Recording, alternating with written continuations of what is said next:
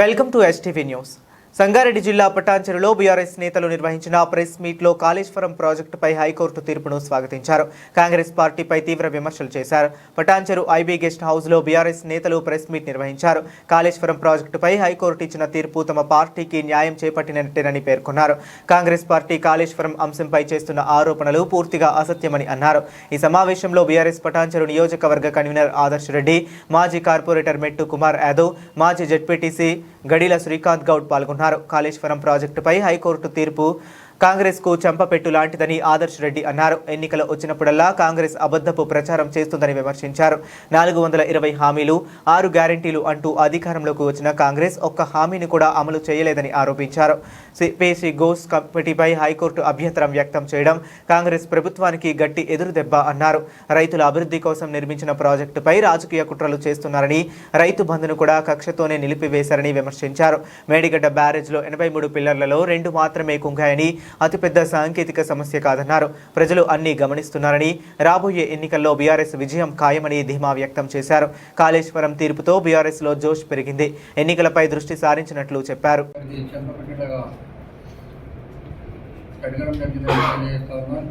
మరి రేవంత్ రెడ్డి పరిపాలన ఏ విధంగా ఉందంటే, ఏదైనా సమస్య వచ్చి ఆయన మీద పడుతుందంటే డైవర్షన్ పొలిటికల్ చేసి మరి టీఆర్ఎస్ నాయకుల మీద కానీ కేసులు పెట్టడం కానీ, వివిధ రకాల వేధించడం కానీ కార్యక్రమాలు చేస్తూ ఉన్నాడు.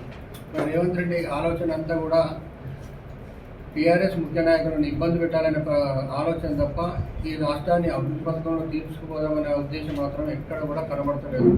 ఈరోజు ప్రత్యేకంగా చూస్తే జిహెచ్ఎంసీలో మరి ఎంత ఇబ్బంది ఉందంటే, శానిటేషన్ కానీ మోరీలు కానీ పొర్లిపోతుంటే కూడా పట్టించుకునే నాదులు లేదు, అక్కడ అధికారులు లేరు, సరైన అధికారులు కూడా లేదు. ఈ విధంగా పరిపాలన సాగిస్తూ ఉన్నాడు. మంచిగా ఉన్న కేసీఆర్ గారు ఉన్నప్పుడు మరి ప్రజల వద్దలకు పాలన కావాలని మరి చిన్నగా మున్సిపాలిటీలు కానీ గ్రామ పంచాయతీలు కానీ ఎన్నో కార్యక్రమాలు చేయడం జరిగింది. ప్రజల వద్దలకి పాలన విధంగా తేవడం జరిగింది. మరి ఈయన అన్నీ కూడా మున్సిపాలిటీలను తీసుకొచ్చి జిహెచ్ఎంసీలో కలిపి మరి ఒక డెత్ సర్టిఫికేట్ కానీ ఒక బర్త్ సర్టిఫికేట్ కానీ కావాలంటే కూడా ఇవ్వలేని పరిస్థితి ఉంది. ఎందుకంటే ఇప్పుడు మాదే బొల్లారం ఉంది. బొల్లారం జిల్లా ఏ డెత్ సర్టిఫికేట్ కావాలన్నా ఏది కావాలన్నా అప్లికేషన్ అమీన్పూర్ వచ్చి ఇవ్వాలి. మరి అక్కడ ఒక ఆఫీస్ పెట్టి పరిపాలన దగ్గర చేద్దామనే ఆలోచనలో కూడా లేదు. ఎందుకంటే ఒక మోరీ జామ్ అయిందని చెప్తే అమీన్పూర్ పోయి రమ్మంటాడు. సామాన్యుడు ఇక్కడ రావాలంటే కూడా కష్టమవుతుంది. ఈ పరిపాలన అంతా కూడా ఈ విధంగా చేస్తూ ఉన్నాడు. రేవంత్ రెడ్డికి నూకలు చేయలే, పోయే కాలం వచ్చింది. రాబోయేది టీఆర్ఎస్ ప్రభుత్వం. మరి ఆయన ప్రెస్టేషన్లో మాట్లాడుతూ ఉన్నాడు. మొన్ననే మా సారు జగిత్యాలలో మీటింగ్ పెట్టి మరి జీవన్ రెడ్డి గారు పార్టీలో చేసేటప్పుడు పెద్ద ఎత్తున మీటింగ్ పెడితే మరి ఆయన కాంపిటీషన్గా అదే రోజు మరి ఆయన అదే జిల్లాలో ప్రోగ్రాం పెట్టడం జరిగింది. మరి ఏ ప్రోగ్రాం ఎట్లా సక్సెస్ అయిందో మరి ప్రజలే దాన్ని సక్సెస్ చేసేదని కూడా తెలియజేస్తూ ఉన్నాం. ఎక్కడ ప్రోగ్రాం ఫెయిల్ కాగానే ప్రెస్టేషన్లో ఏదేదో మాట్లాడుతూ ఉన్నాడు రేవంత్ రెడ్డి గారికి రాబోయే స్థానిక సంస్థలు కానీ జిల్లా పరిషత్ జెడ్పీటీసీలు కానీ మరి ఏవైతే ఈ 3 మేయర్లు ఉన్నాయో కూడా ఈ మొత్తం కూడా టీఆర్ఎస్ పార్టీ గెలవబోతుందని కూడా ఆయన సంకేతాలు ఉన్నాయి. మాకు కూడా సమాచారం ఉంది. తప్పనిసరిగా అన్నింటి మీద జెండా ఎగరేసి ఆయన సమాధికి పునాది చేస్తామని కూడా తెలియజేస్తాం. మిత్రులారా, కాంగ్రెస్ ప్రభుత్వం ఏర్పడ్డప్పటి నుంచి ఈరోజు తెలంగాణలో ఒక రాక్షస పాలన నడుస్తుందనడానికి నిన్నటి యొక్క కాళేశ్వరం పైన, అదే రకంగా ఈ కాంగ్రెస్ ప్రభుత్వం ఏర్పాటు చేసిన గోస్ కమిషన్ పైన వచ్చినటువంటి ఆ జడ్జిమెంటే ఒక ఈ 2.5 ఏళ్ళ ప్రభుత్వ పాలనకు రెఫరెండంగా భావిస్తూ ఉన్నాం. ఈరోజు తెలంగాణ ప్రజలు గమనిస్తూ ఉన్నారు. కక్షపూరితంగా ఆయన తప్పు చేసి ఓటుకు నోటు దొంగగా జైలుకు పోయిన ఎట్టి పరిస్థితుల నాతో పాటు ఉన్న వాళ్ళని కూడా జైలుకు పంపించాలి అనే ధోరణితోటి అటు కేసీఆర్ గారి పైన, అదే రకంగా హరీష్ రావు గారి పైన, అనేక మంది అధికారుల పైన ఆయన ఒక కమిషన్ ఏర్పాటు చేసుకొని ఒక పార్టీలో ఏ రకంగానైతే ఒక కమిటీని ఏర్పాటు చేసి వాళ్ళ నివేదిక తీసుకుంటారో ఆ రకంగా ప్రభుత్వంలో ఉన్నాం. తెలంగాణ ప్రజలకు, దేశ ప్రజలకు ఈరోజు మనం జవాబుదారీతనంగా పనిచేయాలనేది మర్చిపోయి కక్షపూరితంగా ఒక కమిటీని ఏర్పాటు చేసి దాని ద్వారా కేసీఆర్ గారిని, హరీష్ రావు గారిని, అధికంగా అధికారులను ఇబ్బంది పెట్టాలనే ఒక దుష్ట ఆలోచనతో ఆయన ముందుకు పోవడం జరిగింది. తప్పుడు నివేదికను తయారు చేయడం జరిగింది. దాన్ని నిన్న హైకోర్టు ఎలాంటి చర్యలు తీసుకోవద్దు, ఆ కమిటీ ఇచ్చిన రిపోర్టుకు ఎలాంటి శాంటిటీ లేదనేది ఒక విషయం జడ్జిమెంట్ ద్వారా ఇవ్వడం జరిగింది. ఇప్పటికైనా ముఖ్యమంత్రి రేవంత్ రెడ్డి గారు కళ్ళు తెరిచి తెలంగాణ ప్రజలకు కావాల్సింది ఏంది, ఈ ప్రాంతానికి కావాల్సిన మౌలిక సదుపాయాలు ఏంటి, మన ప్రాంతం ఇబ్బంది పడుతున్న అంశాలేంటి, వాటిపైన దృష్టి పెట్టి 10 ఏళ్ల బీఆర్ఎస్ పాలనలో ఈరోజు దేశం మొత్తం ప్రపంచం నుంచి ఎంతోమంది ఇక్కడికి వచ్చి తెలంగాణలో జరుగుతున్న స్కీమ్స్ కావచ్చు, అదే రకంగా తెలంగాణ ప్రజలు తీసుకుంటున్నటువంటి బెనిఫిట్స్ కావచ్చు ప్రభుత్వం ద్వారా, వాటిని స్టడీ చేసి వాళ్ళ గవర్నమెంట్స్లో ఇంప్లిమెంట్ చేస్తుంటే, వాళ్ళ దేశాల్లో ఇంప్లిమెంట్ చేస్తూ ఉంటే, కాళేశ్వరాన్ని ప్రపంచవ్యాప్తంగా వచ్చి దాన్ని స్టడీ చేసిపోతూ ఉంటే ఇంజనీరింగ్ నిపుణులు కానీ, అదే రకంగా ఇట్లాంటి ప్రాంతాల్లో నీటి ఇబ్బందులను ఎట్లా అధిగమించాలి అనే ఒక సైంటిఫిక్ స్టడీ చేస్తున్నటువంటి అట్లాంటి తరుణంలో మనందరం కూడా ఇది మనకు లభించిన మా బీఆర్ఎస్ పార్టీ తరఫున మా అందరికి ఇది ఒక బూస్టింగ్ లాగా ఉన్నది.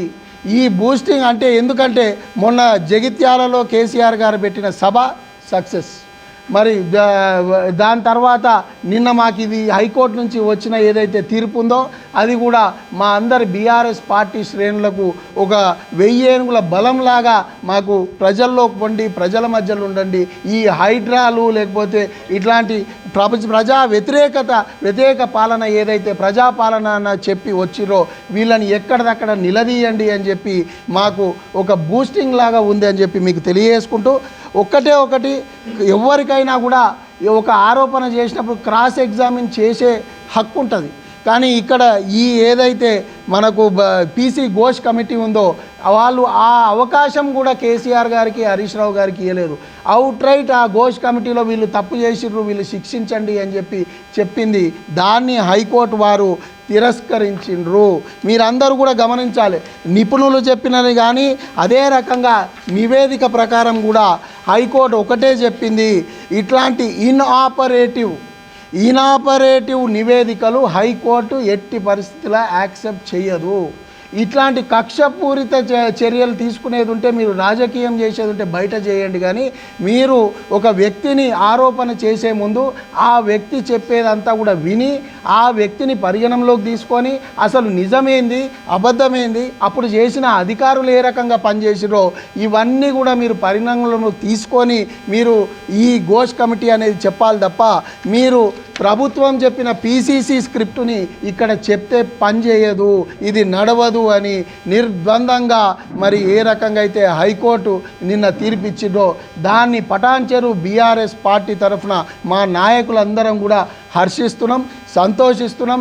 చాలా మరి మేమందరం కూడా ఒకటే చెప్తున్నాము, మరి కాంగ్రెస్ పార్టీకి మరి అదే రకంగా రేవంత్ రెడ్డి ప్రభుత్వానికి ఈ రకంగా మీరు మమ్మల్ని బ్లేమ్ చేయడమో లేకపోతే డైవర్షన్ పాలిటిక్స్ చేయడమో లేకపోతే డిక్టేషన్ మమ్మల్ని ముందు ఎప్పుడో రాజరిక పాలన ఉండేది ఆ రకంగా మమ్మల్ని డిక్టేట్ చేసి ప్రజలని మనం పాలిద్దాం అనుకుంటే మాత్రం రేపు పొద్దున వచ్చే ప్రజా కోర్టులో మీరు ఓడిపోతారు.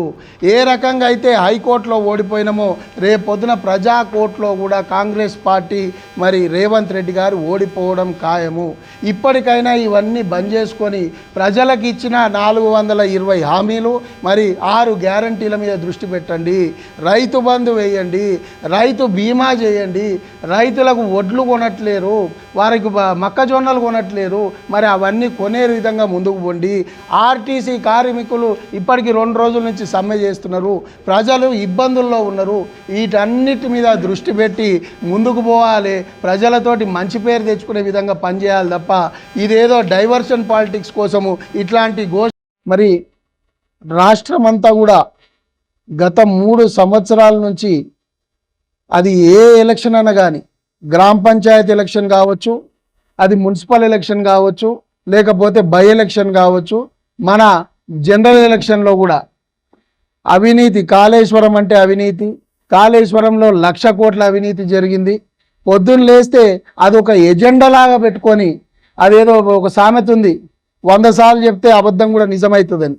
ఆ రకంగా ప్రజలకు పొద్దున్న లేస్తే కాళేశ్వరం అంటే అవినీతి, కాళేశ్వరంపై మేము ఒక కమిటీ వేయబోతున్నాం, దాని ద్వారా కేసీఆర్ గారిని హరీష్ రావు గారిని జైల్లో పెట్టబోతున్నాం అని ఒక అబద్ధపు మాటలు చెప్పి చెప్పి చెప్పి మరి అధికారంలోకి వచ్చిన కాంగ్రెస్ పార్టీ మరి వారి యొక్క హామీలు నరసింహ వారి యొక్క 420 హామీలు మరి 6 గ్యారంటీలు ఎక్కడ కూడా వారు వీటిని ప్రజలకు వారికి ఇయ్యలేమో, మనకు ప్రజల్లో వ్యతిరేకత వస్తుందని తెలిసి 100 రోజుల్లో మేము ఈ హామీలన్నింటినీ కూడా నెరవేరుస్తాము అని చెప్పి అధికారంలోకి వచ్చిన కాంగ్రెస్ పార్టీ ఇవాళ మనం ఇప్పుడు మనకు డైవర్షన్ పాలిటిక్స్ కనుక చేయకపోతే ప్రజలు మనని గల్లా పట్టుకొని కంపల్సరీ ఈ హామీలు ఇచ్చినవి ఏమైనాయి అని చెప్పి అడుగుతారని ఉద్దేశంతో మీ అందరికీ తెలుసు 2 సంవత్సరాల కింద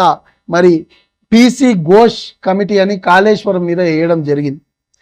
ఈ పీసీ ఘోష్ కమిటీ కాళేశ్వరంలో జరిగిన అవినీతిని, కాళేశ్వరంలో ఏ రకంగా ప్రజలకు పనికిరాదు, 1 ఎకరా కూడా పారతలేదని చెప్తున్న రేవంత్ రెడ్డి గారి మాటలని నిజం చేయడానికి ఎంతో ప్రయత్నించింది వారి యొక్క సుదీర్ఘ విచారణలో.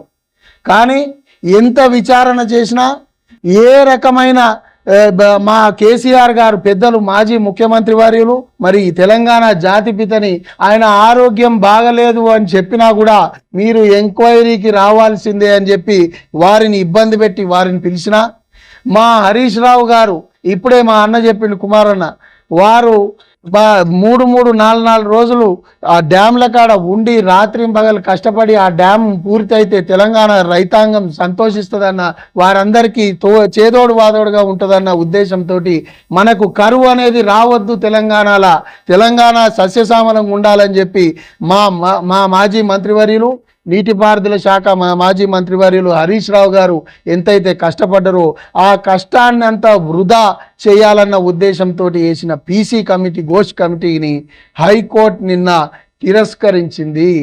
ఈ యొక్క పీసీ ఘోష్ కమిటీలో చెప్పిన ఏ మాట కూడా సత్యం కాదు, దీని ద్వారా ఏ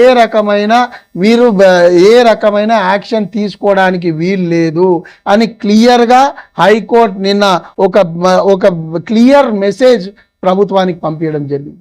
ఇది కాంగ్రెస్